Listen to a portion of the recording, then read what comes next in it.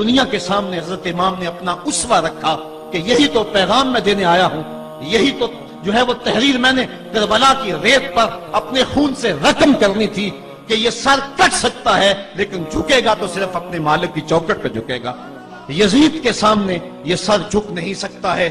تو حضرت امام حمام رضی اللہ تعالیٰ عنہ نے کربلا کے تپتے ہوئے ریگزار میں جب 72-73 لاشیں خیموں کے سامنے پڑے تھے اور اتنے زخم کلیجے پہ تھے، راوی کہتا ہے کہ جب آپ کی قمیض اتاری گئی تو 113 سوراخ اس میں تیروں کے تھے، 33 زخم نیزوں کے تھے، 34 گھاؤ تلواروں کے تھے، اتنے زخم جسم کے اندر اور جسم چور ہے زخموں سے۔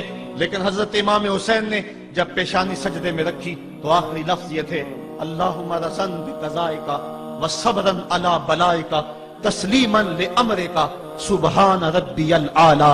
مالک تیری تقدیر پہ راضی ہو گیا ہوں، مالک زخم سے پہ بھی میں مسکرا رہا ہوں، مالک تیری طرف سے جو دکھ آئے میں نے ان کو قبول کیا، جے سونا میرے دکھ وچ راضی تے میں سکھ نو چلے ڈاواں، مالک میں سب کچھ قبول کیا، حسین تیری رضا پہ راضی ہے، میرے مالک تو بھی بتا تو بھی حسین پہ راضی ہوا ہے کہ نہیں ہوا ہے۔ آواز آ رہی تھی اس پیاسے پر علی شیر خدا کو ناز ہے، اس نواسے پر محمد مصطفیٰ کو ناز ہے، اوروں نے بھی سجدہ کیا پر اس کا عجب انداز ہے، اس نے وہ سجدہ کیا جس پر خدا کو ناز ہے۔ اے حسین ابن علی تم پر سلام، نازش آل نبی تم پر سلام۔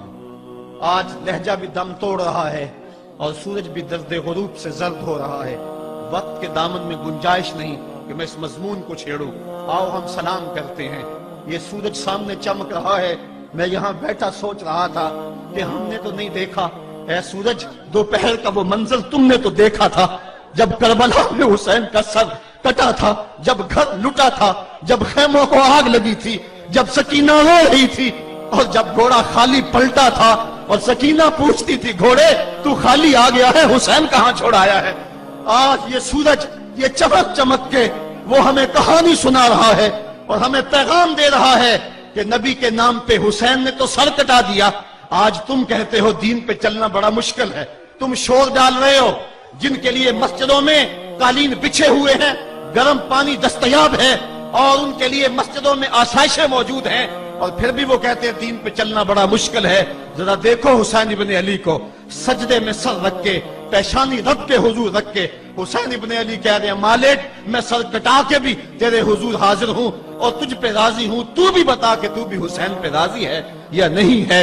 اے حسین ابن علی تم پر سلام، نازش آل نبی تم پر سلام، تم پہ لاکھوں رحمتیں لاکھوں سلام، اے شہیدان محبت کے امام، لالا گوں لالا بدن لالا چمن، اے چمن اندر چمن اندر چمن، زندگی ہی زندگی تیری حیات، اے حیات اندر حیات، افتخار ملت بیضا ہے تو، رب کعبہ کی قسم یکتا ہے تو، فخر کا دل میں دریچہ باز کرنا چاہیے، جن کا تو آقا ہے ان کو ناز کرنا چاہیے۔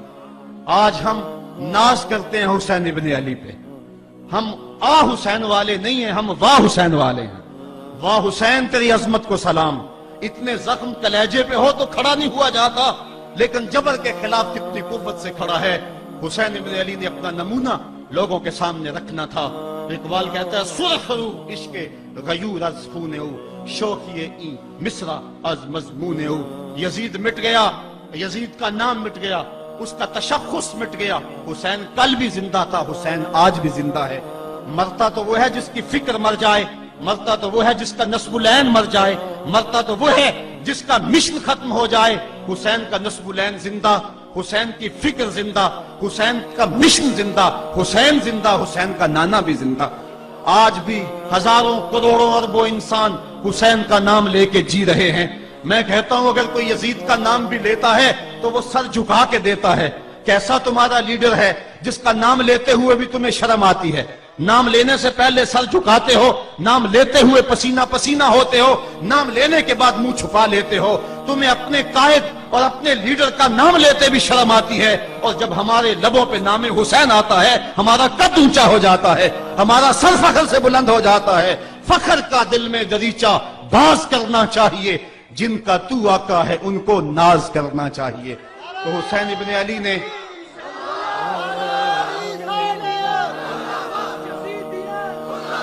کسی نے کہا تھا کہ یہ دو شہزادوں کی جنگ تھی، تو کسی نے بڑا خوبصورت جواب دیا.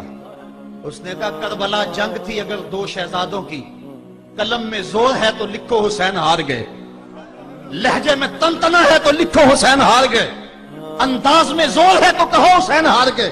زمانہ کل بھی کہتا تھا، زمانہ آج بھی کہتا ہے، حسین کل بھی جیتا تھا، حسین آج بھی جیتا ہے. جب حضرت امام حسین رضی اللہ تعالیٰ عنہ کا سر انور کاٹ لیا گیا اور خولی بن یزید نے نیزے کی نوک پہ اس کو رکھا، ویسے رخ سر کا زمین کی طرف سے تھا، کسی نے کیا خوب کہا باؤں کے سر نیزے پہ اور سوئے زمین ہے روح، یعنی سجدہ ثانی کی ہے آرزو. رکعت کے دو سجدے ہوتے ہیں، ایک سجدہ ہوا تھا کہ سر انور جدا کر دیا گیا، جب نیزے کی نوک پہ تھا سر تو رخ زمین کی طرف سے تھا. شاعر کہتا ذرا غور سے دیکھو سر حسین کیا کہہ رہا ہے. سر حسین کی پیشانی زمین کی طرف ہے، پیشانی میں دوسرے سجدے کی آرزو مچل رہی ہے. تو جب امام حسین کا سر خولی نے نیزے کی نوک پہ چڑھایا، اس نے تو یہ کہنا چاہا تھا کہ ہم فتح یاب ہوئے اور دیکھو ہم نے سر کاٹ لیا. کسی نے کہا ذرا غور سے دیکھو یہ تو سر کٹ کے بھی سر بلند ہے، یہ سر کٹ گیا پھر بھی سر بلندی نہیں گئی ہے، اس کا بانکپن پھر بھی نہیں گیا ہے. حسین کا سر کل بھی اونچا تھا، حسین کا سر آج بھی اونچا ہے. اس کا نام زندہ، اس کا پیغام زندہ، اس کی فکر زندہ. حضرت امام زین العابدین یہ کربلا کے وہ شخص ہیں جنہوں نے سارا منظر اپنی آنکھوں سے دیکھا تھا. اتنے دکھ کسی کو نہیں پہنچے جتنے زینب اور زین العابدین کو پہنچے ہیں. سب منظر کھلی آنکھوں سے دیکھا. 14 سال کی عمر ہے، بیمار ہیں، تاریخ بتاتی ہے اس کے بعد ساری زندگی حضرت زین العابدین نے ٹھنڈا پانی نہیں پیا. جب پانی پینے لگتے تڑپنے لگتے، کہتے مجھے سکینہ کی پیاس یاد آتی ہے، مجھے علی اصغر کا تڑپنا یاد آتا ہے. ساری زندگی پھر ٹھنڈا پانی نہیں پیا. حضرت امام زین العابدین نے یہ سارا منظر کھلی آنکھوں کے ساتھ دیکھا تھا. اور پھر آپ نے دمشق کے بازاروں میں بھی اور کوفے کی گلیوں کے اندر بھی سروں کا یہ قافلہ اپنی قیادت کے اندر جو ہے وہ گزارا تھا. جب یزید کے دربار کے اندر حضرت امام زین العابدین پہنچے تو یزید نے پہلے تو جو ہے وہ دکھ کا اظہار کیا. بعض لوگ یہاں سے یزید کی بریت کا اعلان کرتے ہیں. یہاں کسی نے بڑی خوبصورت بات کہی کہ قاتل کی پشیمانی مقتول کی اہمیت کو تو بڑھا سکتی ہے لیکن اس کے دامن سے قتل کے داغ کو نہیں دھو سکتی. تو اس نے یہ سب کچھ کیا، یہ بس اس کے ٹسلے تھے جو وہ بہانے لگا. لیکن بعد میں اس نے حضرت امام حسین رضی اللہ تعالی عنہ کے دانتوں کے اوپر جو ہے وہ چھڑی مارنا شروع کر دی. تو حضرت ابو برزہ اسلمی صحابی رسول وہاں موجود تھے، وہ کھڑے ہو گئے، اٹھ گئے، بدن کانپتا ہے ان کا. کہنے لگے ظالم ارفع قدیبہ کا، یہاں اپنی چھڑی ہٹا لے. میں نے اپنی ان آنکھوں سے دیکھا ہے کہ کان رسول اللہ صلی اللہ علیہ وسلم یلسمہ، حضور نے ان ہونٹوں کو خود چوما ہے. تو یہ کہہ کہ آپ دربار سے نکل گئے اور روتے تھے اور آپ کے بدن پہ کپ کی بھی تاری تھی. بعد میں یزید نے کہا حضرت غلطی ہو گئی اور یہ میں نہیں چاہتا تھا، بتائیں آپ کی کوئی شرط ہو. تو آپ نے فرمایا میری 4 باتیں مان لو.